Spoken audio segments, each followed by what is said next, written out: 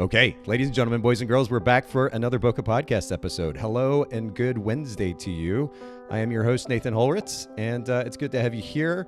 For those of you that are live streaming or will be live streaming, don't hesitate to jump in and ask questions and comment. Join the conversation today. I'm going to introduce a guest who's actually been with us once before, but has a lot to offer to the industry. Interesting topic we're going to dive into, and I want you to be part of the conversation, so don't be shy. For those of you that are listening to the audio version of this after the fact, if you follow us on Instagram at Boca Podcast, B-O-K-E-H Podcast, you can keep up to date with the upcoming live streams. We announce those each week. We've got another one coming up on Friday this week. If you just go to Instagram.com/Boca Podcast, you can see those posts, that information, and come join the conversation. And then before I introduce our guest for today, I just want to encourage you once again. I made my donation today before the episode to Charity Water. CharityWater.org is the organization that I give to. But as I've said before, and I have promised that I would do before every episode, I'm donating to this organization not only because it's something I feel is important, but I want to encourage everybody that's listening in and watching to look for opportunities to give. It's amazing how just a little bit of money can go a long way when it comes to either local organizations or national, international organizations. And one of our previous guests, Sean Lee, really encouraged me in that regard. And so I want to continue that example and encouragement with you all. All right. Well, enough of the introduction and monologue. I want to introduce our, not a brand new guest, actually a repeat guest on the Boca Podcast today. Gavin Wade is with me. Gavin, thanks for coming back and hanging out with me again. Absolutely. My pleasure. A few more dad bod pounds and maybe a few more gray hairs since we last chatted, but here I am. Man, I'm going to absolutely, yeah, it's funny that the gray hair conversation, in fact, our producer, Jill, or one of our producers, Jill, on the Boca Podcast, I also happen to be in a relationship with, and Jill and I were just talking about gray hairs the other day. It's kind of a funny conversation. Like at this age, I don't really feel old, but there are certain things that kind of remind me of the fact that I am getting a little bit older, and the gray hairs is one of them. And the last time you and I talked on the podcast was 2017. In April of 2017 is when that episode went out, so almost 4 years ago. Or no, 5 years ago, rather. And so it's been a while. A lot of life has happened since then. I mean, it's a big question, but how have you been? I know a lot's gone down. Oh, so much, man alive. I think the whole world has just changed, obviously, since then. Yeah. But in my world specifically, transitioned full time into building CloudSpot. Had a couple of kiddos since we last chatted. Got a kindergartner and a 2-year-old son running all over the place now. So, team's growing, family's growing, and just grateful to still be here and be serving this amazing industry just in a different capacity now after 500 plus weddings. Whoa. Okay. Yeah. So we were chatting just before we started recording, and you were saying that you shot full time for 12 years. Is that right? 12 years. Started it with my then girlfriend, now wife. Yeah. Wow. Which is, and we actually talked about this. So for anybody listening in who didn't hear the first episode with Gavin, episode 36, I believe, from April of 2017, this is now going to be episode something like 555, 560, something like that. So a lot of episodes since. And a lot has changed with the podcast even since. But you get a little bit more of an introduction to Gavin and his photography business and what he was doing in photography and working with his wife at that point. And we'll make sure to link to that in the show notes at bocapodcast.com. And Gavin, this is a good segue. I know that we asked one or two of these questions in the first episode over 5 years ago. I'm just going to go back through all of them again and all the new ones that we've begun asking since. Before we get to our main topic today, which is also pretty intriguing to me, and I don't quite know where you're going with the conversation either. As much as I try to prep ahead of time, we're going to be talking about how to grow our photography businesses after image delivery to our clients, which is a really interesting take on business growth. So we'll get to that in just a second. But to kind of lead the conversation off or head the conversation off, let's talk about brand position. You started and own a company called CloudSpot, and I'd love for you to just share with our listeners what CloudSpot even is, and then ultimately what your brand position is in the context of the so-called competition that you have in our photography industry.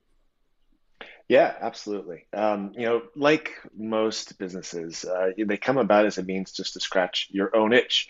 And for us at the time, this was when we were just in the throes of our busiest wedding season ever. 50 weddings, 50 engagement sessions, so 100 shoots. And my wife back there was just editing like a machine. She would be turning around on double headers before our next weekend's double headers. And things were bottlenecking on me from a technical perspective just to get images delivered to clients. And it was just, I mean, even at that point, it was just bare minimum, like whatever I could do just to like, here's your photos, have a nice life, I'm done. And at the time, there just was not a great technical solution, one that was fully branded, one that helped us, but also helped our clients have an easier experience, something that we could be proud of at the end of the day. And so just bashing my head against the desk, just going, there's got to be a better way. And there wasn't. So I just, like when we first started our photography business, just over dinner one night with my wife, I was just like, hey, you want to give this thing a go? Like, I think we can really help a lot of photographers here. And she said, yeah, absolutely, let's do it. And neither one of us knew what we were getting into, much like with our photography business, but we figured it out and rocked it out. And so here we are serving, gosh, tens of thousands of photographers, millions upon millions, hundreds of millions of images shared later. And it's been one heck of a ride. So. Well, I like that notion of just seeing an opportunity and jumping and kind of building your wings on the way down. I will say because that's kind of the way that I lean when it comes to starting and running a business. I will say that I've learned the hard way over the years that I need to at least plan a little bit going into something. But at some point, you've got to take the risk, right? And you've got to go for it. And there are countless stories of people who had ideas, whether in our industry or outside the industry. You hear your mom, your dad, your cousin, your friend, whoever talk. They're like, "Oh, I had this really great idea one time," or so-and-so company, I totally thought about that 15 years ago. But they never actually did the thing. And at some point, you've got to do the thing. You've got to take the risk. You got to take the leap. And I love that you did that. And now you've created this company. And I'm going to pull it up on screen here because you actually have a really compelling brand position right here on the homepage of your site, cloudspot.io. The easiest way for photographers to deliver and sell their photos online. And I mean, major props on multiple levels here. First of all, it's short. It is very, very obvious, I should say, easy to understand, very practical. There's no flowery words that, trying to sound cute or to sound creative. You're just telling the photography industry what it is that you do and how that's different from the other gallery options in the industry. How did you come to this particular brand position? It just came about as a means to, putting myself back in those early days of starting my business. Like we exist to empower photographers to be successful, full stop, right? And however many incarnations that takes, whether it be a feature, whether it be a tweak here or a tweak there, like at the end of the day, we are by photographers for photographers. And so, it just comes down to, well, what's the biggest pain point or one of the biggest pain points when you're building your business? And it's just so many, oftentimes it's that paralysis, like we talked about, like you mentioned, when someone said, oh, I had that idea for Uber 15 years ago, that was my idea or whatever.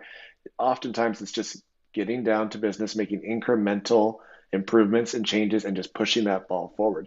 And so for us, we just exist to help photographers have one less worry on their list when it comes to being proud of that experience that they give their clients. And we're just happy being behind the scenes, and helping them be the hero as far as their client experience goes.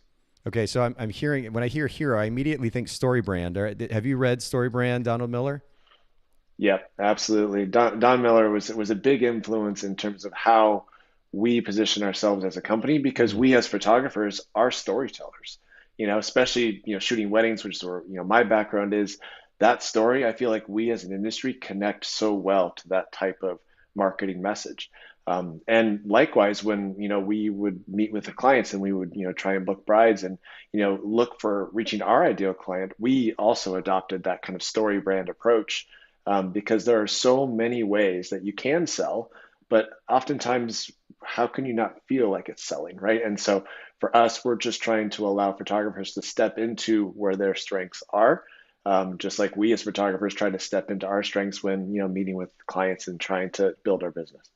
Now, I want to go back to something that you said earlier, and I think this is a really important lesson for all of us, a good reminder for myself as well. You have the brand position statement that's there on the homepage of your site, but just a second ago, you said a phrase, and I'd love for you to repeat it again, about the success of photographers, and that strikes me as a mission statement. And I know it's a bit technical, but the difference between a mission statement and a brand position statement, I think it's important to note the distinction between the two. Can you repeat that phrase about the success of photographers? Yeah, I mean, it's really the lens that we as a company and everyone who joins our team, we run things through. And it's really, how are we able to empower photographers to be successful in their business. Yeah. And that, yes, that is our mission. And how we get that done takes various, stages of development and various ways that we can accomplish that. But I think it's important because we talk a lot about brand position here on the podcast, largely because it's under discussed in our industry. A lot of photographers are trying to set themselves apart by having a different Lightroom preset or particular style. And that really, when you're talking about thousands and thousands and thousands of photographers who are largely using the same presets, the same Photoshop actions, and the same look and feel, and the same shooting style, shooting at the same venues, a lot of that stuff starts to run together.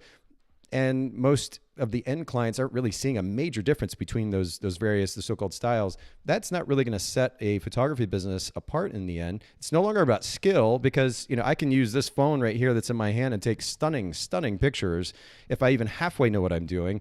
In fact, I was taking pictures at my girlfriend's son's birthday party the other day, and we were in a gazebo, covered gazebo, sunny, just stunning, beautiful day. So under the gazebo there, so we're in the shade, and I'm photographing her son who's standing at the cake, and then his friends are in the background.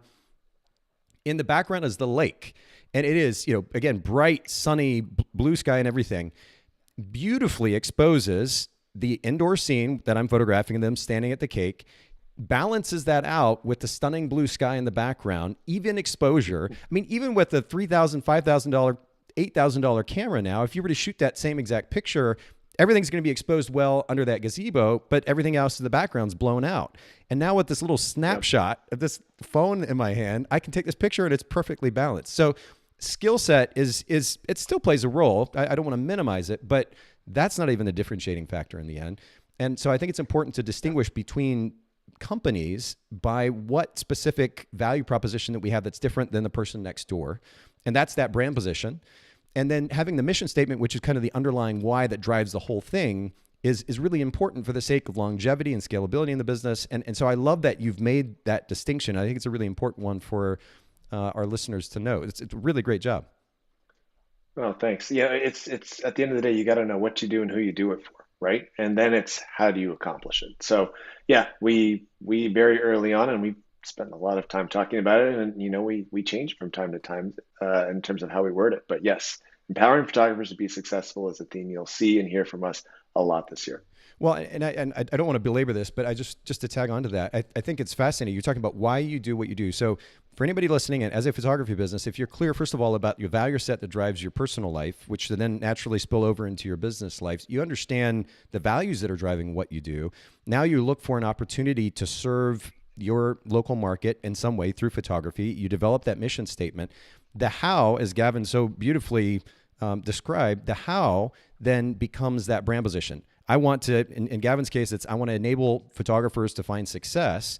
How they do that is through, and I pulled this up on the screen, I'll do this again, cloudspot.io, the easiest way for photographers to deliver and sell their photos online. So he's enabling photographers to find success through the simplest possible gallery system, CloudSpot. And I love a great and clear and distinct brand position statement. And you've created this wonderful distinction between that and the mission statement. And I think this is a really great lesson for all of us, good reminder. So we'll move on from that, but thank you for that. Thank you for sharing that. I want to talk about customer experience though, because you have extensive customer experience on the photography side, shooting full-time for so many years, hundreds of weddings, and then also, of course, working with photographers in the industry through CloudSpot. What would you say is one of the biggest ideas that has driven providing a really great customer experience for you as a business owner? Yeah, I think it's acknowledging, and it's something that, when you're first starting your business out as a creative, as a photographer, it kind of smacks you across the face, pretty darn fast. And that's how many things were not on the brochure when you started your business that you have to get done, right? In order, besides just hitting that shutter and taking those photos and editing, right? There's so many other things that are involved in growing a successful business. And so it's really just kind of deconstructing all of the elements that are involved in that, right? And oftentimes when you're building your business, it's going to be saying no to a lot more things than you say yes to, because you're just one person, or if you're lucky, two people, like a husband and wife team, or a studio team. There is never going to be that time where you're like, oh, I've got nothing to do. What should I tackle today, right? Unless you orchestrate that and plan that purposefully. Something, and I'm totally going to plagiarize this, but something that was told to me that just hits home with me every single day is that businesses, no matter really what the size, oftentimes businesses die of indigestion rather than starvation. And that goes back to that prioritization and that gaining clarity on what you do and why you do it and who you do it for. Ooh, that's really good. Okay, I'll leave that as is. I mean, it's super clear and really powerful. It's so easy with so many different options to just want to kind of try to do a little bit of everything, and especially for new photographers who are starting out, it's easy to kind of go that direction. But having a clear mission that drives what you do, then a position statement that naturally filters what we choose to do, how we spend our time. And I think that's really important distinction again. Okay, cool. Really good. Let me keep going. Important principle that enables better time management. This is something we also talk about quite a bit here on the show. And you talked about your family. Give me an idea of a principle that's really helped you find some semblance of kind of balance between work life and personal life, making space for yourself and the important people in your life while also running the company. Yeah, it's definitely something I'm still working on. By no means am I an expert on this, and I really seek out guidance and help and correction on this. And thank heaven, my team also snaps me back into this Mm. sometimes. And more than anyone, my wife snaps me back into it.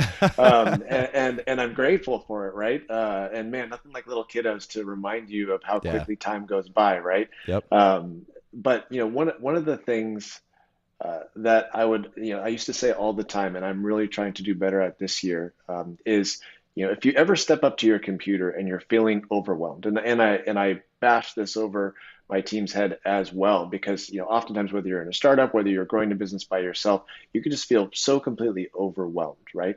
And so if you step up to your computer and you're feeling that way, or just in life in general, right?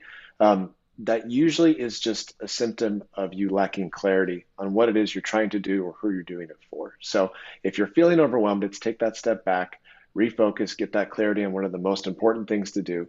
And then look for opportunities as you start uncovering all these things that you have to do or the core drivers for your business. Then, as you get there along the lines, you get some systems and processes in place, start looking for ways to buy back your time in ways that make sense. Photographers, that perfect example right there, right? In terms of finding ways that you can allow yourself to free yourself from kind of that hamster wheel of needing to be involved in every single aspect of the business, every single millisecond of the day.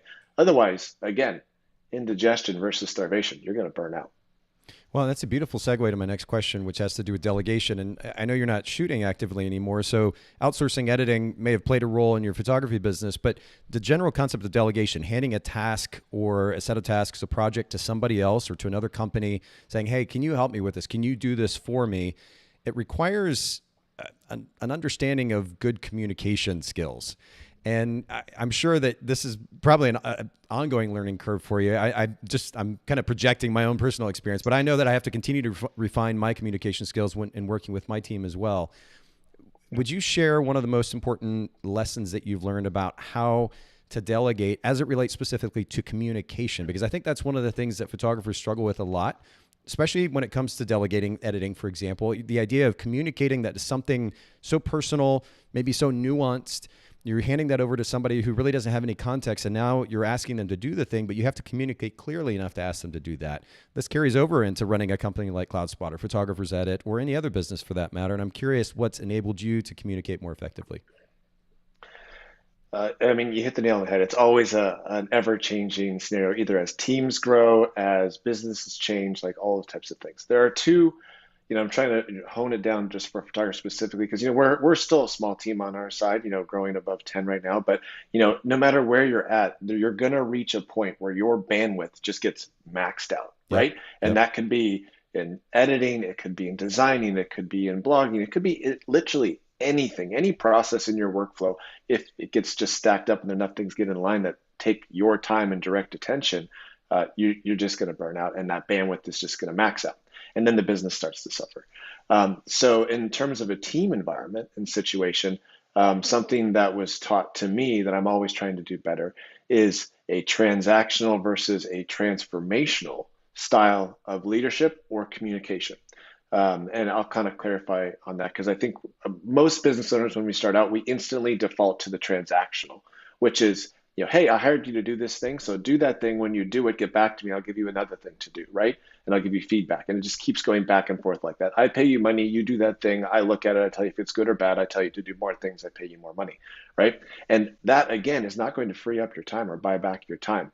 That is just going to, again, you are that, cog in that wheel that cannot go on vacation for a week, Yeah. that cannot, take that breather and go to your kiddo's soccer game on the weekend or whatever it might be. Transformational, rather, is pretty much, what I like to say is like throwing out those outcome focused goals, right? So, if you were to describe what the perfect scenario was going to be when this project, when this, shoot, when this, partnership was complete, and describe how people are feeling, how people are reacting, how people are sharing about this, that allows the person who you've empowered to accomplish this task to be able to come back and say, okay, now I can kind of have some guiding principles on how I can craft this and own it and have accountability for it, right? Rather than just passing the buck and requiring like someone to stamp it with approval. Yeah. But that gives them all the types of feels, all the types of guidance, metrics if you need to put it in there. Hey, we need X number of people, X number of weddings, X number of images, but we want it to feel this way, that way. And then that gives someone something to go off of such that you are editing rather than authoring even the things that you're using or the services that you're using to buy back your time. That's good. The distinction between principles, understanding principles, and then just sharing a quick tip or trick or instruction, it's massive. It's just huge. I love here on the podcast talking about principles, driving principles behind why we do what we do, whatever the topic, whether it's, we can talk about a photography skill set, for example. We can talk about underlying principles there. We can talk about how to market effectively and the underlying principles that should guide marketing efforts. Same thing when it comes to financial management, and on and on and on. There are underlying principles, big ideas that drive success in most, if not all cases, in these various elements of running a business. And it's important to understand those first. The kind of fast food approach to just consuming tips and tricks really quickly off social media, that only takes us so far. And this is especially true, of course, when it comes to delegation. So I love that distinction. I think that's super powerful. Okay. As it relates actually to that, and maybe this is a good segue to my next question. I want to ask you about a business book, a self-help book that's made a big impact in your life. Please go ahead and do that, but also maybe throw out a book. Have you read a book that has helped you when it comes to this concept of management and delegation? Gosh, there's so many books that I've been on a book kick lately as it relates to product-led growth. That's just kind of like where we're in and what we're working to do. Extreme Revenue Growth is another book that I really just kind of gobbled up and just like felt like I was taking as many notes as there were pages in that book. I think I mentioned it to you last time we connected out in Texas, if I remember. Awesome book. Wildly underrated, and it's just fantastic. So anyone who's either in SaaS or in looking to kind of create just a business that kind of creates that flywheel of revenue growth, super awesome. Good key principles to take away. Extreme Revenue Growth, Startup Secrets to Growing Your Sales from 1 million to 25 million in Any Industry by Victor Cheng. Is that right? Victor Cheng. Yep. He's the man. Cool. I've got it here. And I think we talked about that. I probably added it to my list for the Kindle as well. So we'll make sure to link to this in the show notes at bokehpodcast.com for anybody who is curious. And by the way, I don't mention this quite enough, but for anybody listening in or watching, if you go to Bokeh, B-O-K-E-H, bookshelf.com, there is a collection of the most popular book recommendations here on the podcast, on the Bokeh podcast, that have been compiled there. If you're looking for something to read, for those of you listening in or watching, make sure you go to bokehbookshelf.com. Really, really great resource. Okay. Gavin, I mentioned the other day in the podcast to our listeners, and I think to our guest at the time, I was like, you know what, I need to have a little bit more fun, and I want to do that here on the podcast. So we've added a new segment to this podcast today. We're going to have a little bit of fun with the segment, and it is called What the... So we want to hear the wildest, craziest stories that you might have as it relates to your clients. And of course, we're not going to name names here, but maybe as a photographer, something wild and crazy, unusual that happened interacting with your clients. Would love to hear a story. Oh, there's so many. I mean, receptions are just a breeding ground for just horrible moments and blackmail, moments for sure. But there was one, there's actually we were second shooting with the photographer and absolutely beautiful bride, huge wedding party, taking the getting ready photos, all that kind of stuff.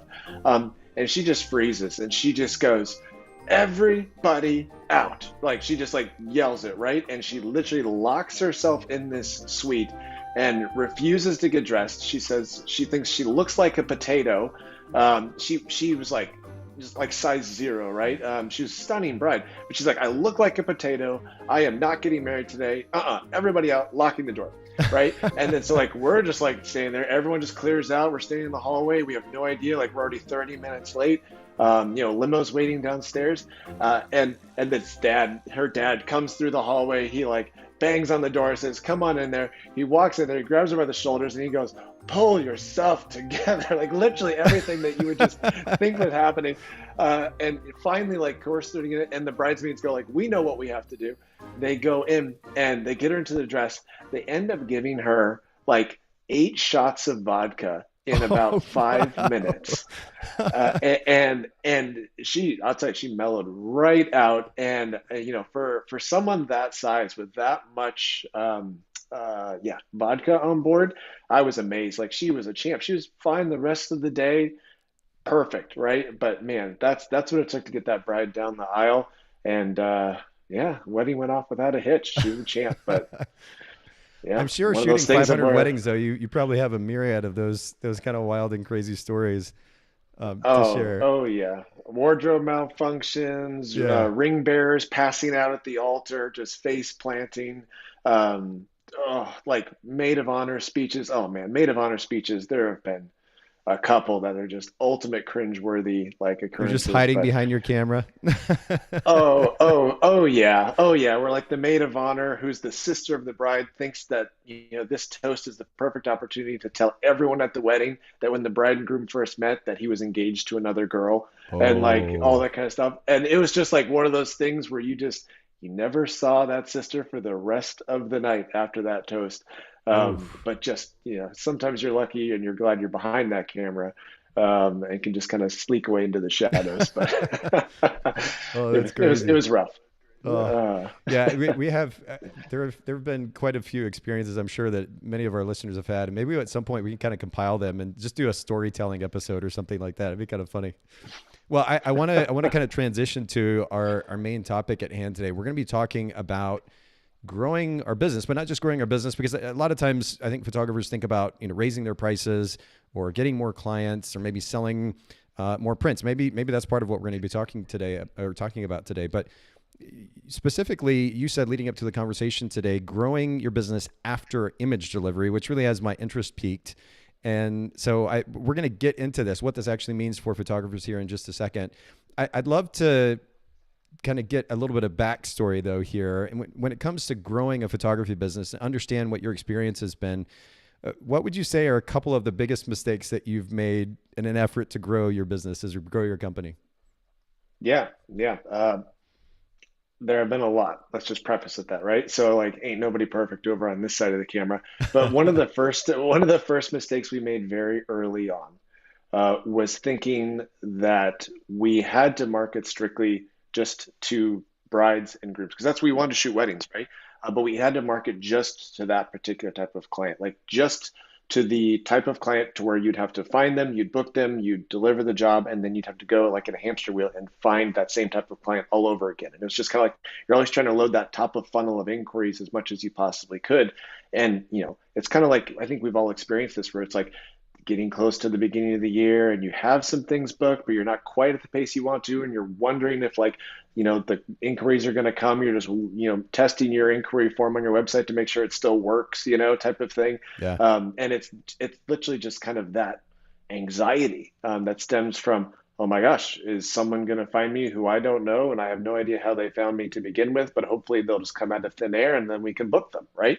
And it's just kind of this never ending stress ball every single season as you dive into your business. And so we just thought that's just how it went. Mm. That was table stakes. That was the only really way you could do it. And you just try and put more feelers out there. via like advertising on, like Wedding Wire or something like that, or The Knot or whatever it might be, and just feel like you got to pay to play for a lot of that kind of stuff. The thing that didn't hit us until we actually stumbled on it by accident, and it's just really came about as all credit to my wife because she is just such the social butterfly and is amazing at creating relationships. But the avenue that we never thought to turn our attention to, that we should have sooner, was not just marketing to our brides, but marketing to our vendors, marketing to our industry, marketing to the people who do have weddings week in, week out, not the client who you have this like kind of emotional window to capitalize on for referrals, but then life moves on, right? And then you have to go find more. So that was definitely one big mistake that we made, was just completely omitting the opportunity that we had Mm, there with just the folks that we were shoulder to shoulder with every single weekend. yeah. And Yeah. I mean, it took years for me to realize, like actually realize the value of, hey, we are sitting on a ton of photos from this event, right?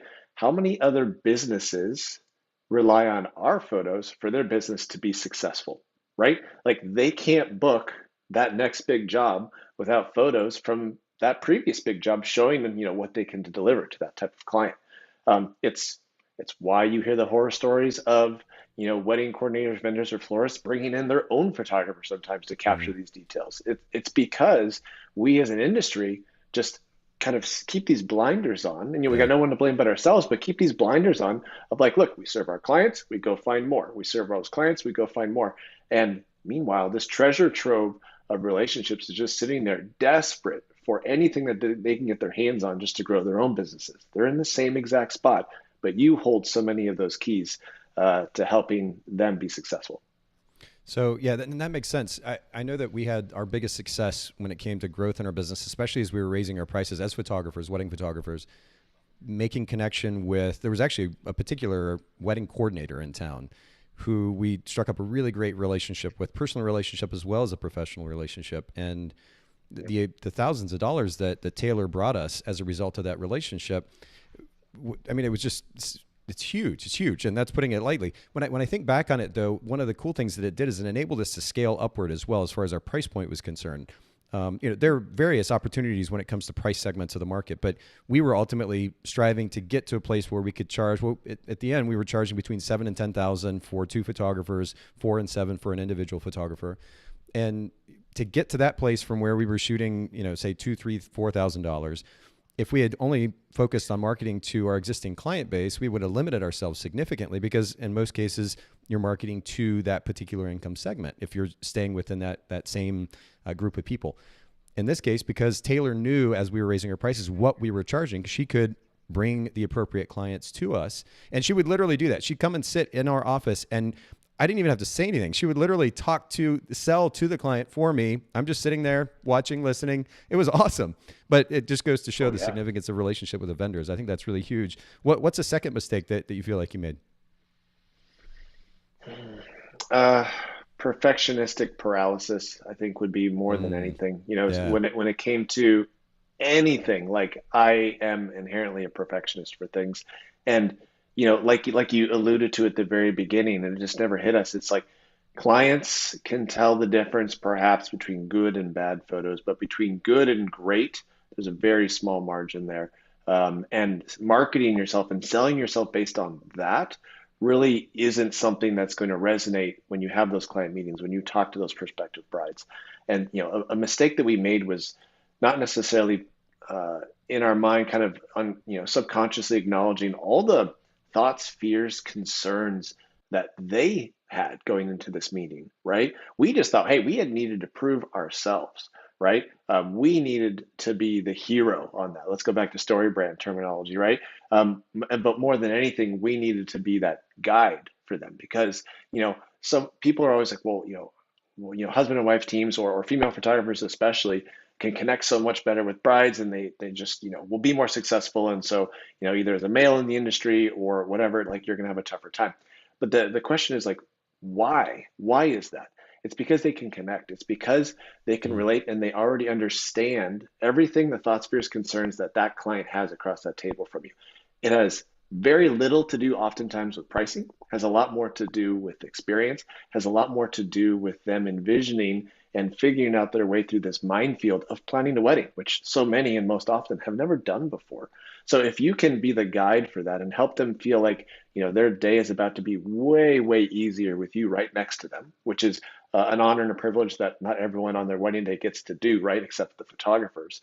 If they feel like they've got a partner in this and someone who's got their back and knows what kind of makes them tick as far as what's a successful wedding day going to look like or a successful photo shoot, man alive, you create that heart connection more than anything, and the business just happens to come. And that's in any relationship, like with that coordinator, but especially when you're meeting with clients. And so one of the mistakes that we had was we felt like we had to prove ourselves, right? We had to like either fake it till we make it, or try and be bigger than we were, and try to like just come with all this arsenal of albums and like plop down these 15 things and like say, hey, here's all the stuff that we've done.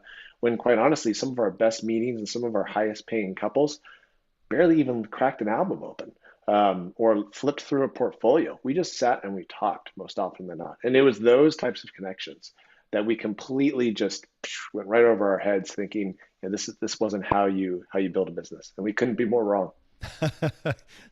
Lessons learned. And fortunately, our listeners get to benefit from those lessons. I appreciate you sharing that. Maybe let's flip the table on that, though. Talk about a couple of the biggest, or the best, I should say, decisions that you made when it came to growing your business that you had a lot of success from. Yeah. Thankfully, we had a mentor early on, and someone who say, to kind of smack us around a little bit and go, look, that's not the way to do it. This is not how marketing is done. This is not what's going to get you to those goals, that you have for yourself, or as a couple, right? As a working couple. And so, something that I feel like saved us years of, time, money, heartache, was really connecting either with a community or in our case with a specific mentor, who was already at the place that we wanted to be, who was our style, who was our personality. Like there was no like square peg round hole type of educational thing going on there, and we just invested into that education just like we would have had we gone to a 4-year college for photography or whatever it might have been. We realized that we needed to get coaching and we needed to get guidance, to help us avoid some of those pitfalls. So that was definitely one thing that was not cheap, but was paid back tenfold. Interesting. How did you, like, what would you suggest to our listeners as far as an approach to finding that right person? Because we all know the industry is just so full now of education courses and workshops and tutorials and all this stuff. And I think most people probably know too that they're not all the same quality. How do you go about finding somebody who is actually a good coach versus just saying that they're one? Great question. And to be honest, back when we first started, there was not this huge library of resources and tools out there like there are today. So I feel like in so many ways, there are way more opportunities to soak up knowledge, free knowledge, about building a business, like podcasts like this, for example, or tutorials. And then really those kind of workshops or those mentorships or those one-on-one coachings is to kind of peel back a little bit more layers beyond just how do I shoot, how do I edit, how do I set up a website type of deal, which I feel like nowadays can be done and can be done for free as long as you invest the time. So, it really depends on your market. For us, we wanted to find someone who's in our market, who knew our type of clientele. So it wasn't like we were on West Coast and they were on East Coast, because I feel like that's too big of a disconnect for the types of clients. So I would say start within your kind of small concentric circle of where you're at. If there's someone that you identify with, it doesn't have to be like hey, I want to pay you to teach me to be just like you. Like that's not how it started, right? Sure. It started with the relationship. It started with, hey, can I get you coffee? Hey, can I carry your bags? Can I do anything just to kind of just learn by osmosis and just from observing. And then also something that we did was you just second shot a ton. Like, in our first year of photography, probably shot 50 something weddings, and 30 of those or 25 of those was second shooting, just being there and being present. And so, just don't discount that learn by doing aspect as well. And oftentimes you don't learn necessarily what you want to do. We also took away a lot of things that we did not want to do with our business or with our clients or with our style of shooting, by just being there and observing also. So just start small and give freely, and then invest into those relationships, not expecting anything, but seeing what comes of it. So mentorship is a great starter. What's another great choice that you made that led to growth in your business? besides marrying my editor, we'll put that off to the side. Uh, but uh, but I would say, just investing into those relationships with those vendors. Once it finally did click with us, the best thing that we did for our business was go out of our way to hook up our vendors with those things that we knew that mattered to them for helping them be more successful. So, a small example, there's this one little boutique venue an hour north of where we were. We photographed there a couple times just by happenstance over the course of a single year. We just said, man, we would love to be here every weekend. The types of couples that they booked, the staff, everyone. We're just like, you know what? This is the type of relationship, this is the type of place where we feel like we're really well aligned with kind of who we are as a business and who we are as entrepreneurs, and just really invested into that. And over time, within the span of a year and a half, they were referring us about 25 weddings automatically. Like you say, like, they do the selling for you. They call you up, hey, are you booked on this date? No. Well, now you are. I'll send you details, right? Type of thing. And so once we got it, and it took a couple of years for us to really get this through our thick skulls, was, start investing into those relationships, and really just, again, giving freely without expecting anything, and just asking, kind of coming with that servant heart and saying, hey, how can we help? What do you need? Does your staff need headshots? Do you have any, bridal fairs coming up that we can just grab photos for you for? Hey, do you mind if I, provide some feedback on your website? Because I was taking a look. Is there anything I can assist with here, or someone that I can connect you with to help with that? Because I remember you mentioned you guys were looking for this, that, or the other. And it's just kind of being present and being available was just something that we started to do with a very small pocket of people. Because obviously, we're talking about bandwidth, you can't do that for anyone and everyone.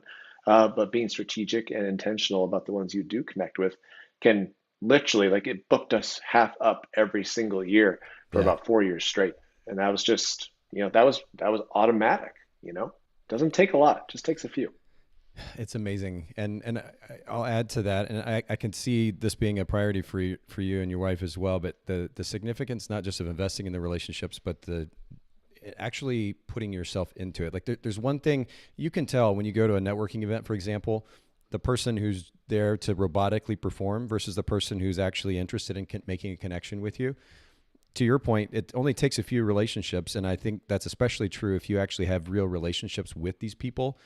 If they're these surface True. level Yeah. kind of robotic relationships, it may take more. But when you have like close friendships as well as that working component, I think that those can lead to much more significant results in many cases. Again, we saw that in our case, and I know that it's possible elsewhere too. And so I'll throw that little reminder on. I just want to encourage everybody to be real. It's just that the idea of fake interactions anymore, I don't understand, and I don't think there's any need for it either. Just being willing to actually connect out of a genuine curiosity, get to know and to help somebody, to your point, Gavin, I think is a really Yeah. important thing. Let's talk a little bit about this concept of growth, though, and specifically growth after image delivery. As I mentioned before, photographers probably tend to lean toward trying to book more clients or raising their prices when it comes to increasing their revenue. What brought you to this place, this focus on growth after image delivery? Yeah, it goes back to the mistakes that we made in our business, and I'll touch on the sharing images with vendors, and kind of some of the untold frustrations that we got feedback from even when we started doing it, and how it wasn't good enough. But I think just in general, because we photographers, we focus really heavily on our workflow, right? Like this, and I feel like delivering images kind of is like the end of that workflow mentally, right? Because you spend so much time editing, or if you're lucky, you have a great company to outsource to, and they take care of some of that or a lot of that for you. But it's like, okay, great, I've delivered the images, done, contractual obligations complete, time to move on to the next one, right? And you start that cycle over. And so I think there's just more than anything this mental block for us photographers. We're like, hey, the gallery's delivered. Um, that's it. Good job. On to the next season. I can't tell you how many of our clients over the years uh, weren't just wedding clients, but they were lifelong clients. Mm, Through maternity, through newborns, through every year family portraits. Like, we stopped shooting weddings a year ago. We still had, I think, 15, 16 family portrait sessions this past fall. And that's all from clients that, we shot their wedding as far back as 10 or 11 years ago.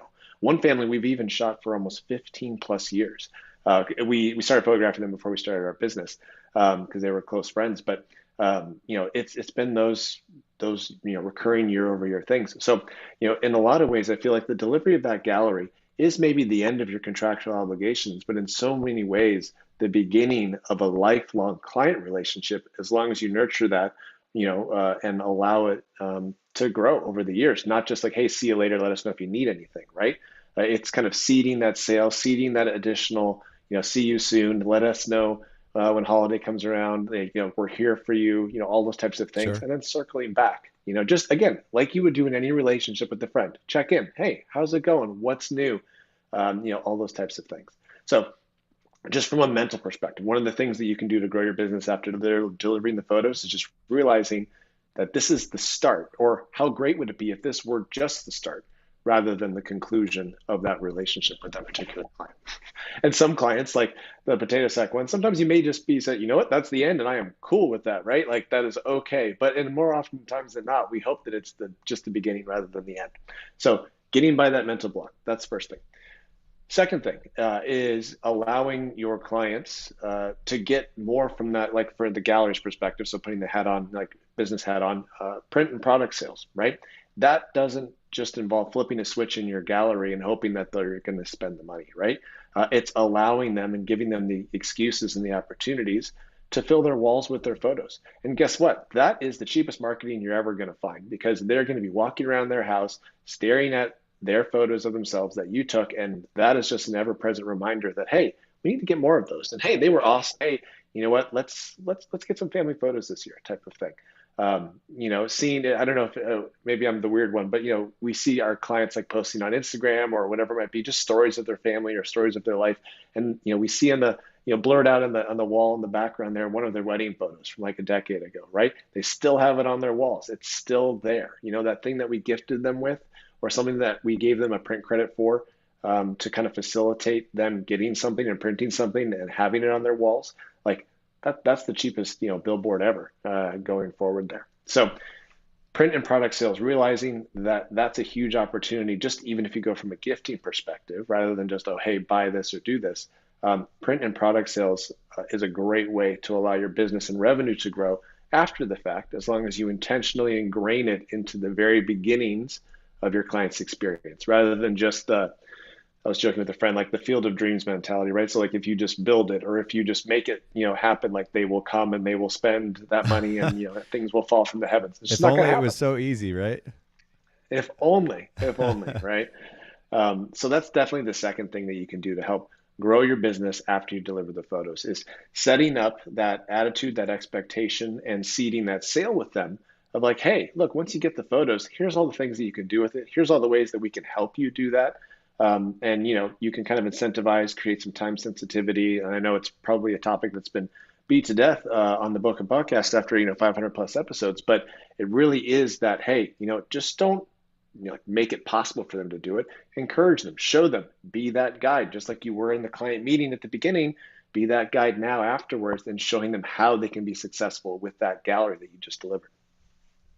So on that note, and I'm taking notes here, by the way. So number one, you talked about realization that this is just the beginning of the relationship, and going into it with that long-term mentality. I think in 2022, it's a lot easier to be in short-term mode kind of almost all the time.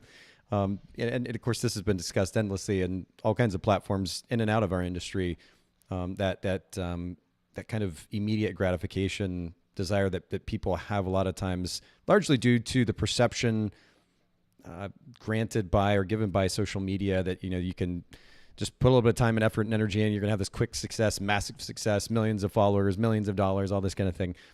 Being willing to actually play the long game is super important. I've realized this actually more now, and I've been in the industry for 20 years, and really, honestly, just in the last even maybe 6 months or so, where it really finally clicked in my mind, like, okay, this idea that we're going for short, quick wins and successes, there's a certain element of reaching bigger, longer term goals that is certainly relevant to, but being willing to play the long game, invest in the long haul, and showing up daily consistently, invested in that long-term effort, and in this case, the relationship, is super important. So starting with that's important. And then the second thing is the print and product sales, realizing the opportunity there for revenue after image delivery. But I'm curious, and I'm curious on two different levels. First of all, the way that CloudSpot enables this, but maybe just conceptually, principally as well.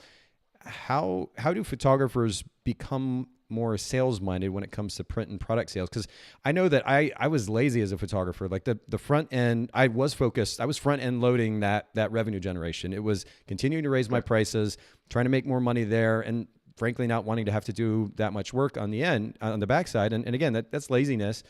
But how can photographers kind of shift the mentality and enable sales in that context if that's not something they're naturally inclined to or even talented in? Yeah.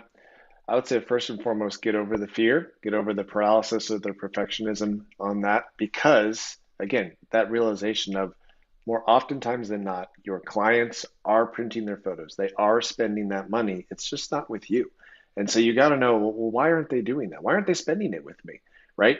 And what do things, an analogy I gave previously was like, look, DoorDash is the perfect justification for why clients should have no problem buying things from your gallery. Because, it's easy to go down the corner and get a McDonald's hamburger, right? But how much more do we pay for a perfect stranger to go grab it and bring it to our door? Like, what's the premium that we pay for that just for the sake of convenience, right?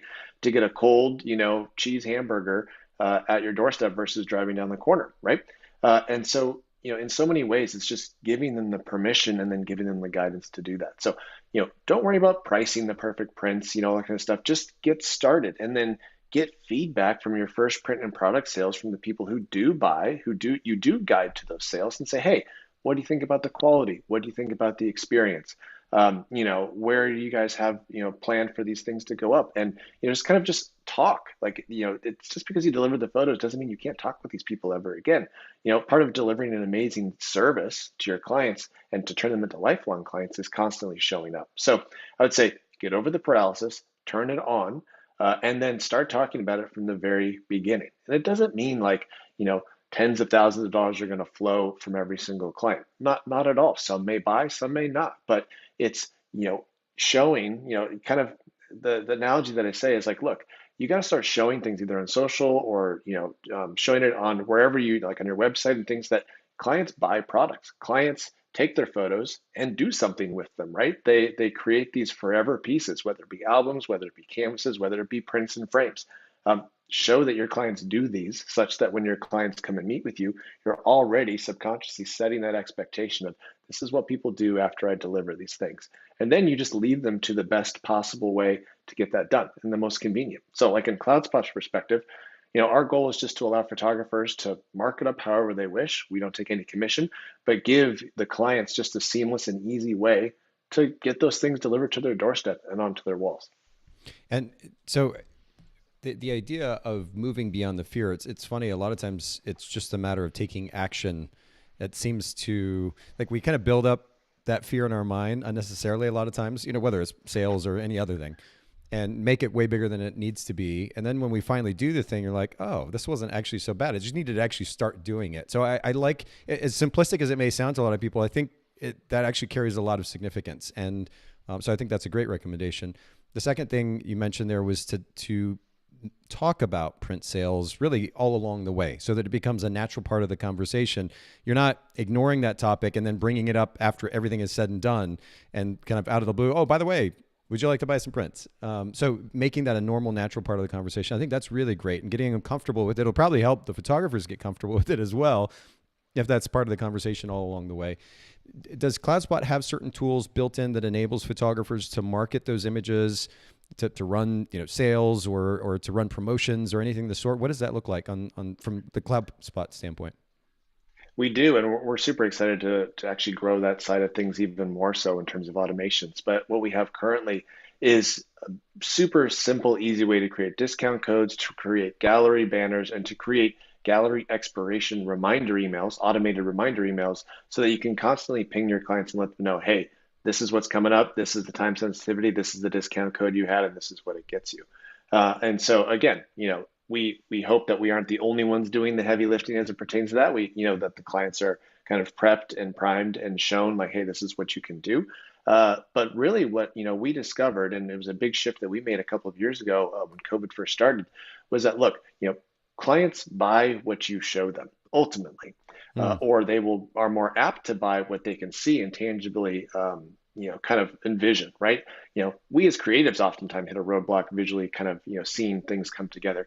Clients even more so, or even artistically or creatively inclined, oftentimes is, what is a 4 by 6? What's a 5 by 7? What's a 16 by 20 canvas? What's that look like on my wall?